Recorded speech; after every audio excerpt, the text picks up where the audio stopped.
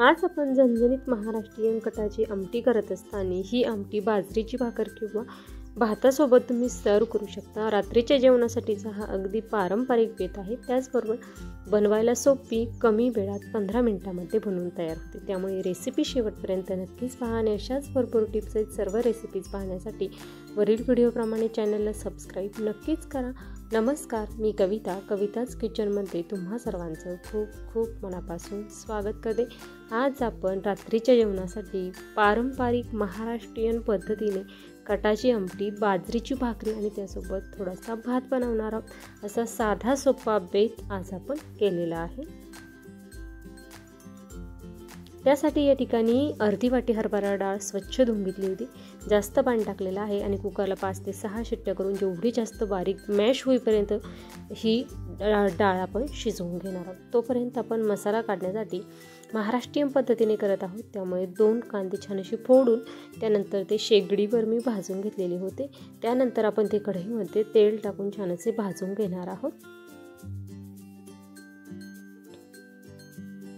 हे पहा, कढईमध्ये टाकल्यानंतर हलकेसे फोडून घ्यायचे आणि अगदी 1 ते 2 मिनिटांसाठी आपण तेलामध्ये हे कांदे व्यवस्थित असे परतवून घेणार आहोत। कांदे परतवून झालेले आहेत। त्यानंतर यामध्ये टाकायचं स्लाइस केलेलं खोबरं। साधारणतः 1 वाटी एवढं स्लाइस केलेलं खोबरं घेतलेलं आहे।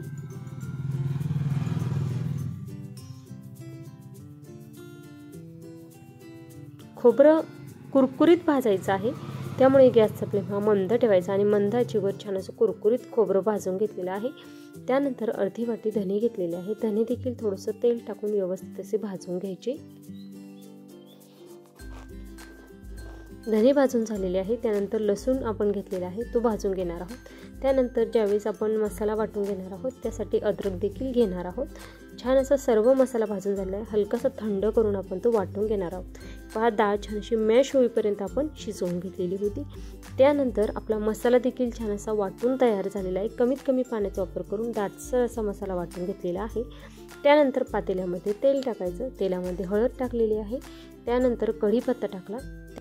या ठिकाणी मी तयार केलेला कांदा लसूण मसाला या ठिकाणी टाकलेला आहे। साधारणतः 1 चमचा एवढा टाकलेला आहे आणि लवकरच तुम्हाला हे कांदा लसूण मसाल्याचं प्रोडक्ट माझ्या चॅनलवर बाय करता येणार आहे, घेता येणार आहे।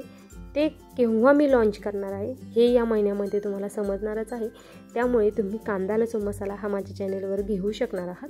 त्याची जी तयार करण्याची प्रोसेस आहे ती सध्या चालू आहे आणि ते लवकरच लॉन्च करण्यात येणार आहे आणि ते लवकरच तुमच्यापर्यंत पोहोचणार आहे। त्यानंतर जो मसाला आपण वाटून घेतलेला आहे तो सर्व मसाला टाकलेला आहे, हलकासा परतवून घेतला। त्यानंतर आपण जे डाळ शिजवून घेतलेलं पाणी होतं ते पाणी यामध्ये टाकलेलं आहे। त्यानंतर थोडंसं पाणी गरम करण्यासाठी ठेवलेलं होतं, ते गरम पाणी आपण आवश्यकतेनुसार यामध्ये वापरलेलं आहे। त्यानंतर आवश्यकतेनुसार यामध्ये 1.5 चमचा मीठ वापरलेलं आहे। मीठ यामध्ये अगदी व्यवस्थित असं मिक्स करून घ्यायचं आणि 15 ते 20 मिनिटं मंद आचेवर ही आमटी छान अशी दणदणीत उकळून घेतलेली आहे आणि 15-20 मिनिटांनंतर तुम्ही पाहू शकता छान तर्रीदार कट असलेली आपली ही कटाची महाराष्ट्रीयन पद्धतीची पारंपरिक आमटी तयार झालेली आहे। त्यामध्ये सर्वात छोटी कोथिंबीर टाकली। आता गरमागरम आपली आमटी तयार आहे। त्यासोबत मी बाजरीची भाकरी करणार आहे। रेसिपी करून पहा, कशी झाली ते मला कमेंट बॉक्समध्ये नक्कीच कळवा। त्याचबरोबर तुम्हाला महाराष्ट्रीयन पारंपरिक पदार्थामध्ये कोणते पदार्थ जास्त आवडतात हे मला कमेंट बॉक्समध्ये नक्कीच कळवा। त्याचबरोबर रेसिपी आवडल्यास चॅनलवर नवीन असाल तर सबस्क्राईब नक्कीच करा। सबस्क्राईब केल्यामुळे आठवड्यातील 6 दिवस येणाऱ्या सर्व माझ्या रेसिपींचे नोटिफिकेशन हे तुमच्या मोबाईलवर येईल। आणि ही कटाची आमटी तुम्हाला कशी वाटली हे मला कमेंट बॉक्समध्ये नक्कीच कळवा। वेळात वेळ काढून माझी रेसिपी शेवटपर्यंत पाहिल्याबद्दल धन्यवाद।